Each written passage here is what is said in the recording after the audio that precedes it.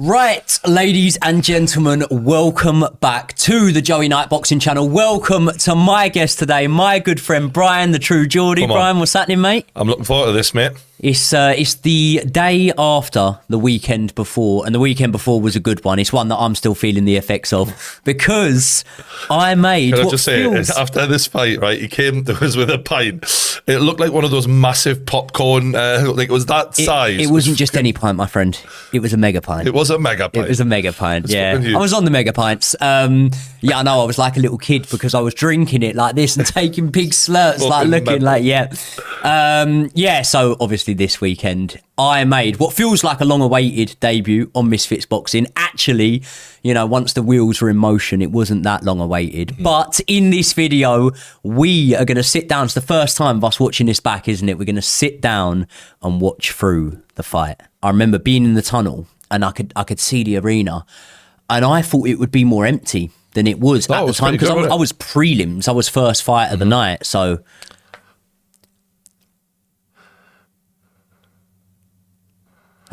You know, that's the first time I've seen this graphic. So I had to do it. Obviously, we did the green screen thing, and I had to sit and do the thing where he said, right, do a little shadow boxing, cross your arms. But I never really knew what I was doing it for. I loved it. I love the fact that you were so calm. And for me, as you're walking past me here, I'm like, let me just be as loud as possible and make you know, like, everyone's here. We can't wait for this. We're behind you all the way. It was great. Yeah, I did. Yeah, there you go. I There's spot Josh. You guys there. Yeah. See this fella holding up the ring. I'll go and bounce off the ropes, and he's still holding the rope. Yeah. I have to apologise to him. I must admit, I had a lot of nervous wheeze on the way into this. I was worried because you just never know what's going to happen. And as we found out later in the night, like surprises happen, shocks happen. And there was one thing that really calmed my nerves is when you got into that corner there, I could clearly see the Roy Jones Jr. tattoo on your leg, and I thought, nah, he's not losing. There's no way someone who's this obsessed with boxing is losing this. So, mate, one of the most surreal moments I had from this week was obviously Fez Batista's team work with Roy Jones, and they go and stay. He's got a farm that he teaches boxing on, coaches boxing. And at one point during the week, one of the guys on Fez Batista's team just walked over and just handed me a phone. And I've gone like that. I went to hold it up thinking he wants me to take a picture or something. And he's gone, no, look. And I've looked and it was Roy Jones on the phone. Did they know you had the tattoo in that, did they? Yeah. They'd seen it, yeah. Mad. What was it like speaking to Roy? Do you know what? It was bad signal. I couldn't really hear him that much, but he just kept like going like that and whatever. And I was like, thank you, mate. And then it was funny. Fez Batista, what a funny guy, man. I loved him. He's a legend, isn't he? Proper good bloke. There's a few people who stole my heart this weekend, like, and really came across really well. Yeah. He's one of them. There was just so many good dudes. Do you know what I mean? Well, to be fair, your opponent was a nice lad. He was cool, man. He was cool. One of my things, like, I have these little what's the word? Not rituals, but little things that make me feel good. And when I saw the changing room, obviously I was sharing with two, and it was me, Fez Batista, and not Logan Paul. And I was like, mate, that's a fucking funny changing room. Now I'm going to have a good laugh in it. Logan Paul is hilarious, but unintentionally hilarious. Yeah. Very cool guy. Yeah, I remember feeling really, really calm right here. Yeah, it showed. How did you feel about his energy? Well, the thing is, sometimes when I watch back the footage, it doesn't replicate how I was feeling on the week about his energy, because obviously there was quite a lot of things that happened off camera that people didn't see. So, like, there was one point when I was chilling in the lobby, and I'm sort of sat down on the sofa, leaning back, and he sort of stood there, and he's asking me, he's going, "How long's your reach?" And I said, "I don't know, bruv." And he went, "Well, stand up and have a look." And I was like, I don't want to be rude here, but at the same time, I'm not really feeling it. I'm like, whatever. He went, "I've got longer arms than you." And I went, "Yeah."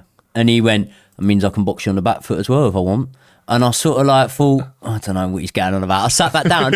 Anyway, then KSI's walked into the reception, and he's walked over to KSI, in front of me, by the way, and gone, "This guy's the favourite. He's true Geordie's boy, but I'm going to shock everyone and beat him." And just said it in front of me. And I was thinking, this fella's well brazen, isn't he? I rated a bit like Fox, man, you know what I mean? At least he believed in himself. But 100%. He definitely believed in himself. And he comes out here, went straight to my body. I was surprised at that.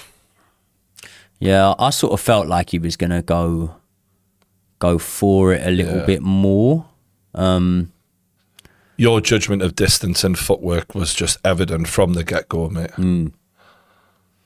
He was looking for that. Ironically, you can see I think he's a KSI fan, and his style, he was trying to sort of replicate some of his moves. Yeah.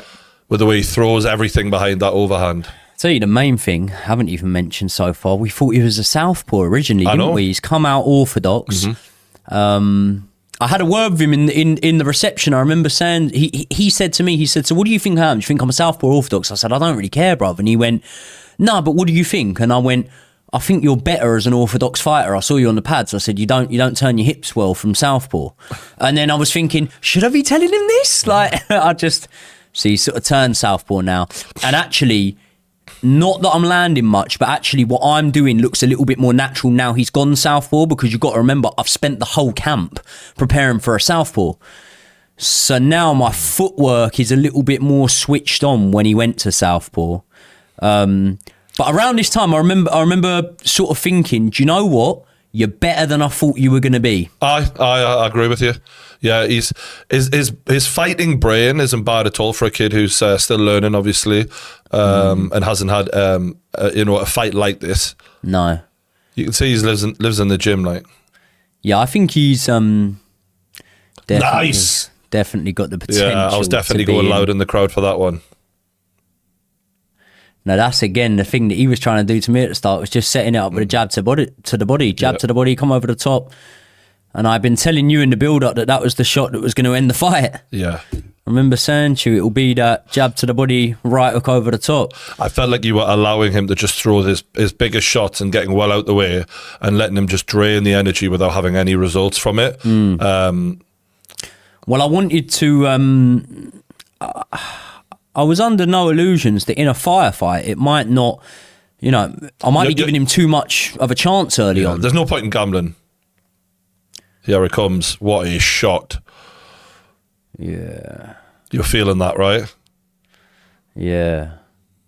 Yeah, it's a good shot. You know what? The form sort of went out the window a little bit on that, but I was saying to you before that I'd been listening out for my corner to say to me last minute, because I wanted to pick the volume up in the last minute, and I didn't hear it. Whether they shouted it or not, I might have been too in the moment where I didn't hear it. But then I heard one of what in the end turned out to be the commentary team say last 30 seconds.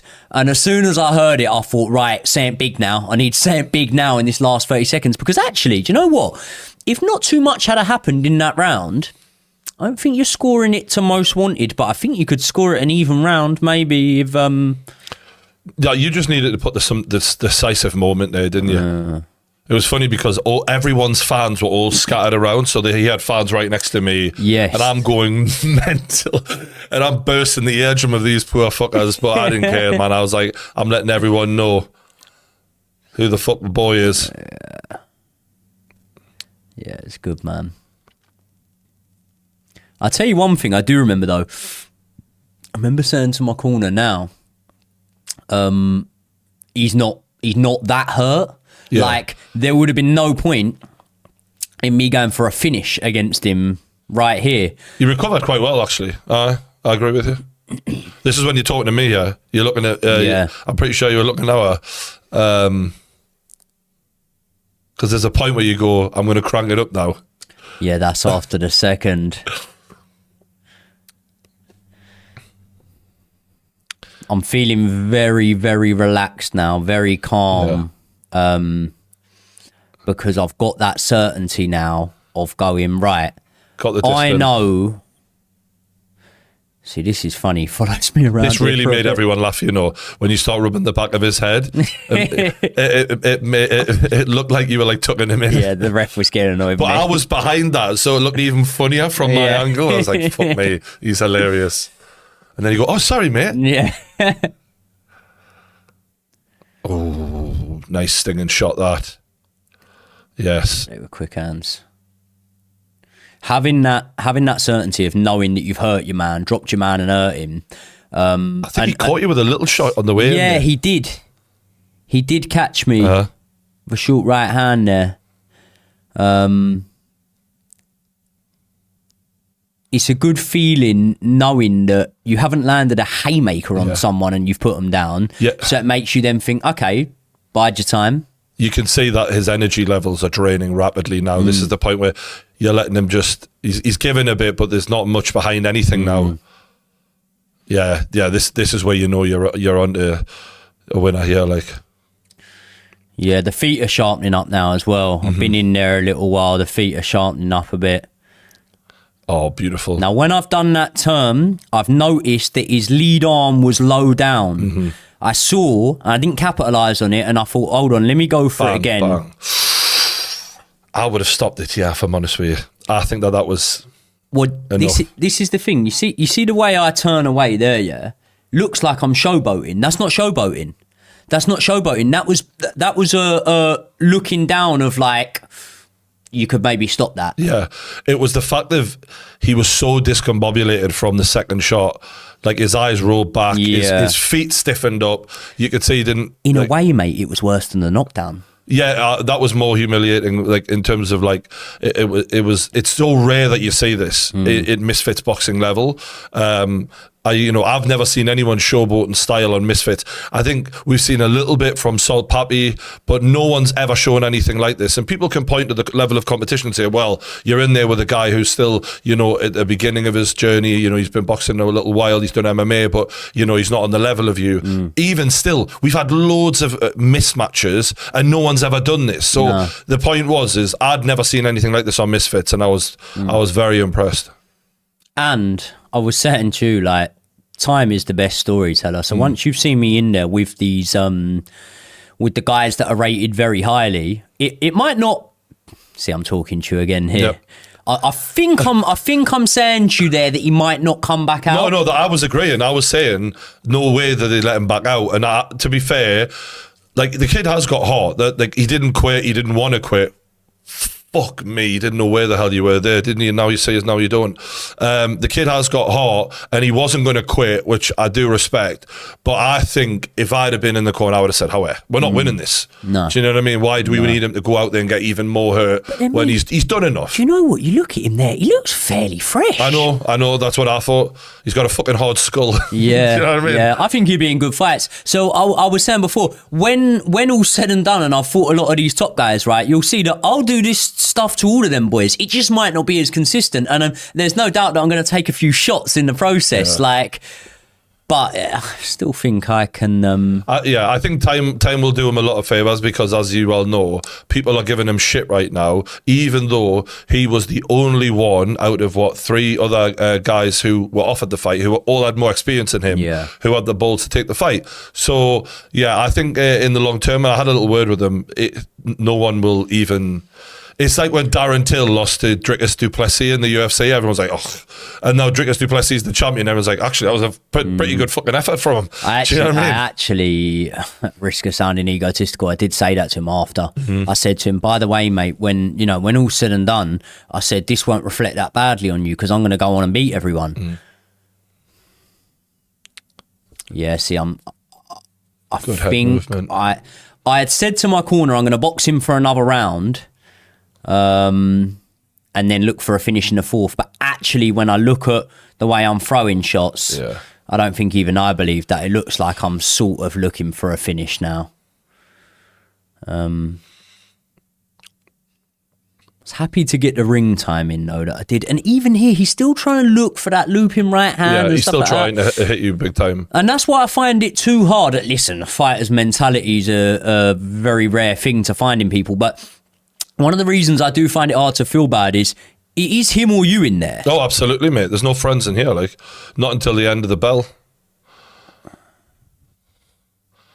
Roy Jones, hands behind the back. That was quality, that. I think the referee knew. He was like, this skill level is far too big. Yeah, we need to end this now. And there it is. The result. Yeah. Little message to the little one. Yeah. Any lightweight that once it can have it. Few lightweights do seem to want it now, apparently. Yeah, now that you're gone viral. Yeah. God, so many millions of views from this, mate, honestly. Oh, mate, I had a little look earlier and I was like, right, let me just have a little look. And I stopped counting when it got to about 6 million, but I was like, that's just crazy. Mams came up to me afterwards. Mams Taylor, obviously the one of the owners of Misfits, said loved it, so entertaining, showboating, showing style and class. And that, again, it's a different ingredient added to the lightweight division in Misfits, because as I say, yeah, we've got some hard punchers, we've got some tough guys, some jabbers who are quite defensively sound, but we haven't got anyone who's just oozing class like that. And I think you're going to be in so many entertaining fights, mate. Oh, mate, like, listen, I'm a confident guy and I think I win fights, but win, lose or draw, you'll never see me in a boring fight. No, you're always in good scraps. You'll never see me in a boring fight, because if a fight's getting away from me, I'll make the fight of it, sort of thing. Yeah. And you know, you like that outclass them or it'll be a war. Yeah. That's it. Yeah, Do you know what I mean? And respect that you were most wanted there for giving you a hand. And yeah, good to see a lot of respect at the end. It was good, that. Yeah, do you know what? It's funny. I was looking at the fights on the card. Most Wanted wasn't. Listen, I'm a small guy, but he was smaller than me, obviously. Mm-hmm. And I was looking, and I was thinking, him against small Spartan Jay, that might be a good one to go into. Yeah. That's a good way to rebuild people as well, as, you know, like set them up with like good fights. And when I watched him on pads, he has got some power, and him and small Spartan Jay would be a fun fucking fight to watch. Yeah. That he was in the wrong place at the wrong time with his head there. A lot of people were texting me after this saying pillow fisted and laughing faces. Oh yeah, because he said that. I mean, fair play. He had to talk some shit, didn't he? No, it was good. It was good stuff. But man. I feel like your power is something that is improving, like with technique and time. Yeah, I think so. Yeah. It was saying I kept fairly quiet on in the build up to this fight. In the build up to the fight, I was. I bit back a little bit when he sort of raised the questions about my chin, because I was like, nah, look, like, I've got a good chin, sort of thing. With my power, now I know, like, I was dropping guys in the gym and I was doing well in sparring against good level opposition, but I didn't really know how it would translate until the night. Because do you know what? Mate, it takes guts to fight. It takes guts to punch hard. Because you're committing. You're committing. If you get caught when you punch hard. So that's one of the sort of things that I think, especially in my younger years when I was boxing, I shied away from a little bit.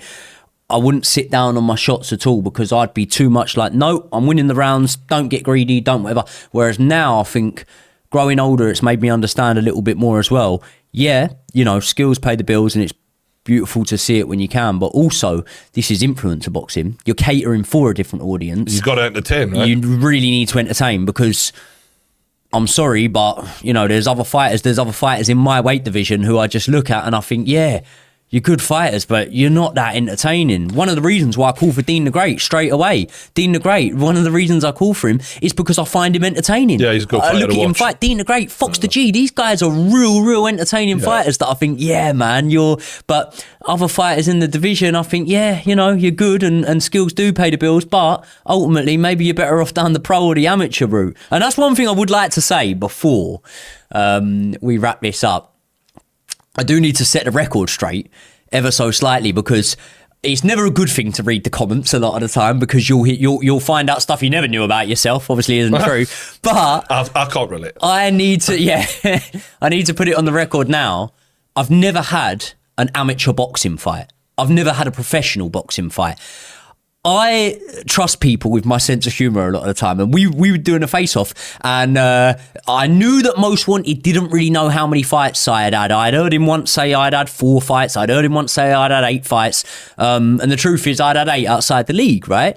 And I knew that he didn't know, because not all the footage of mine was online. So when you said about, oh, you got the experience before, I thought, I'm going to pull his leg here.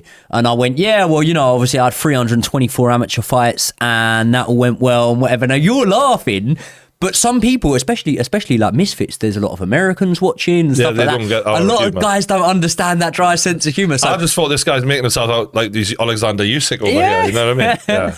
Well, I was getting called a Misfits Lomachenko, which I'll very much take. But I like that. No, it's good fun. I'm really excited for the next one. One thing that we didn't touch on there was, I think after I scored one of the knockdowns, I walked straight over to the commentary because I knew that Mams was on the commentary for this one, and I walked straight over there and said, Mams. He sort of looked up like, is he talking to me? I went, April, yeah? And he looked and went, you know what it is, though, in regards to this reputation of always a secret pro fighter who isn't really a YouTuber and has just got this opportunity because he's Georgie's mate or whatever the fuck this idea is. Let's just be clear here. You had 8 white collar, level boxing fights, which are very similar to Misfits level. None of them pro, none of them amateur level. You weren't on Team GB or anything like that. You haven't had this massive advantage over other people. It's the same thing that Fox G, Fox G had proper amateur fights. Yeah, proper amateurs. But a little bit of experience, and you happen to be a YouTuber. And let's not kid ourselves, you upload more consistently than any other YouTuber on this card. You are more a YouTuber than anyone here because you're doing it day in, day out, whether it be Chelsea or boxing or any football content. So, there is no backdoor entry here where we're trying to sneak in the Lomachenko of the division. You're just a YouTuber who happened to have a few fights back in the day. Let's not get it twisted here. Do you know what I mean? It just so happens that you're very good. Yeah. But that's not anything every other fighter in this weight category can do. And by the way, none of them are uploading daily YouTube videos in the way that you are. So just let's have it right, is my point. I think if you're looking at the likes of W.A.D.E Sharks, if you're looking at W.A.D.E Gang, Dean the Great, these sort of guys, Fox the G, I'm in the mix with all of them. But there's absolutely nothing to say that I'm above any of those guys. That W.A.D.E Gang's had way more fights than me. Like I'm on about 10 times more fights than me, probably. You know what I mean? Dean the Great, he's had a similar amount of fights to me. I don't really know too much about the other guys, but it's one of them. Listen, it's a really exciting division, bro. It's a backhanded compliment in a way, I think, sometimes. Very much so. When someone can look at you and go, oh, he's done a lot. But it's, I think it's the division in Misfits Boxing at the moment. Oh, it's class, mate. Yeah. It's easily the division, especially after that event. Set it on fire. And with Dean the Great out injured right now, maybe there's an opportunity for some sort of interim title in the meantime, or some sort of tournament. I'll be on to Mams to see what the plans are. Yeah. Put some ideas across, but everyone is excited about Misfits Lightweight Division, mate. And you're one of the main reasons. We got to say, big well done to Joey. Did the business for the kickoff. Thank you very much, Always supporting them. Smashed it, and onwards and upwards. Hopefully a title shot in the near future. Looking forward to it. Looking forward to it. I am going to be dropping my little behind the scenes content, all the stuff that I put together basically from my week at Misfits. So make sure you keep your eyes peeled out for that one. Make sure you keep your eyes peeled for all the content coming off of this channel, and I will see you all in the next one.